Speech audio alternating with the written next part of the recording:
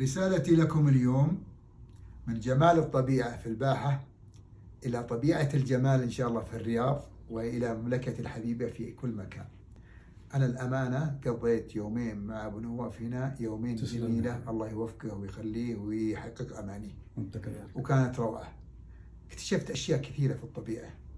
للأمانة احنا نحتاج للاهتمام بالشجرة، لأن الشجرة جمال وظلال، فأنصحكم بالاهتمام فيها بشكل كبير جدا، والله يعز دولتنا.